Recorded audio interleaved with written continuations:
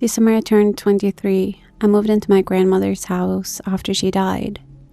Nobody wanted the place. It sat alone at the end of a gravel road, surrounded by pine trees that seemed too tall, too close, as if they had spent decades slowly leaning inward. The house itself was old but sturdy, built sometime in the 1940s. The floors creaked, the wallpaper peeled, the plumbing grounded whenever I turned on a faucet. It wasn't haunted, at least. That's what I told myself. The first week was quiet. The second week, I started hearing the sound. It always came at midnight. A faint tapping. 3 knocks. I would hear it after crawling into bed. The sound was soft, distant. At first I thought it was a tree branch hitting the house, but there were no branches near my bedroom window. The sound continued every night. Always 3 taps. Always from somewhere beneath me. One night around 2 in the morning, I finally got out of bed and followed it. The house was dark except for the moonlight spilling through the windows. I stood in the hallway. The sound came again. Below my feet, from under the house. I remembered something then. A small door in the kitchen floor. A cellar entrance. I'd noticed it when I moved in, but never opened it. The tapping stopped before I reached the kitchen. The silence felt worse. I stood over the cellar door for a long moment. Then I laughed at myself. Old houses make noise, that's all. I went back to bed. The next morning, I forgot about it. Mostly. A few days later, I found an old photograph while unpacking boxes. It showed my grandmother standing in front of the house when she was young. She looked happy. Behind her, barely visible through the cellar window, was a face. A pale face. I stared at it for a long time, then convinced myself it was a smudge, an imperfection in the photograph. Still, I couldn't stop thinking about it. That night, the tapping returned, louder. I pulled the blanket over my head. The sound continued for nearly an hour. The next morning, I opened the cellar. The smell hit me first. Damp earth, rotting wood, dust. A single light bulb hung from the ceiling. I pulled the chain. Nothing. The bulb was dead. The darkness below seemed unusually deep. I shined my phone flashlight down the stairs. The cellar was small. Stone walls, dirty floor, shelves lined with empty jars. Nothing else. No animals, no pipes, nothing that could explain the tapping. I should have felt relieved. Instead, I felt watched. The sensation was so strong that I climbed back upstairs immediately. That evening I found another photograph. This one showed the house during winter. Again there was someone in the cellar window.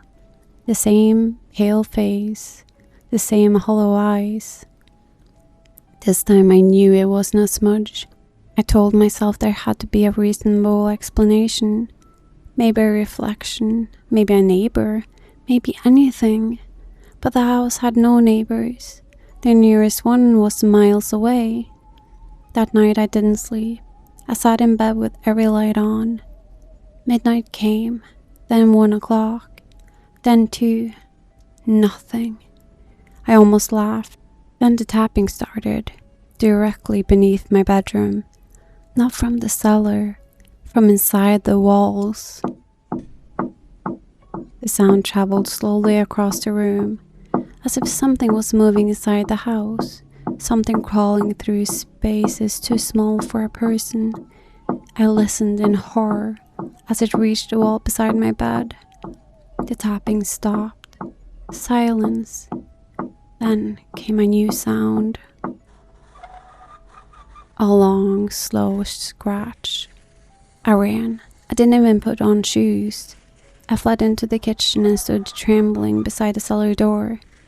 The scratching continued upstairs. moving around my bedroom, exploring. I don't know how long I stood there, minutes, hours. At some point I looked down. The cellar door was slightly open. I was certain I had closed it. A cold draft drifted upward. Then I heard it. A voice, not words, just a faint imitation of a human voice, like someone trying to remember how speaking worked. Sound came from below.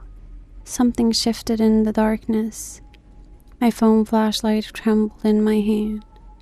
The beam swept across the cellar floor. For a moment, I saw nothing. Then, I found a shape. A figure crouched in the far corner. Thin, pale, motionless. The light touched its face.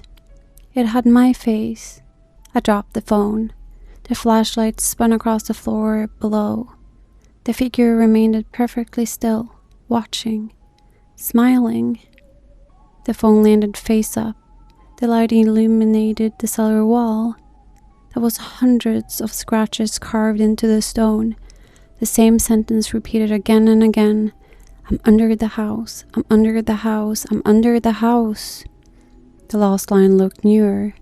The letters were darker, fresher. It read, She finally looked.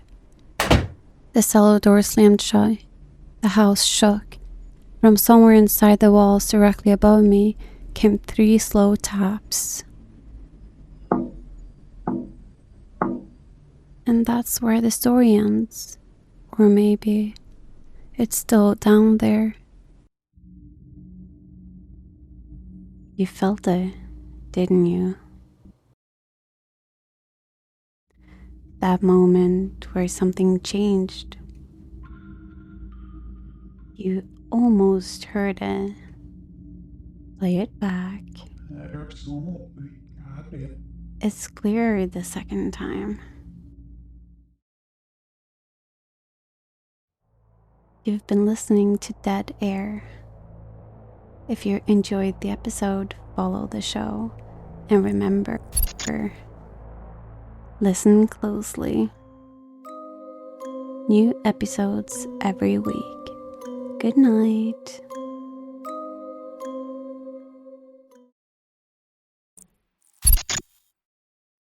You stayed. We knew you would. Don't turn around.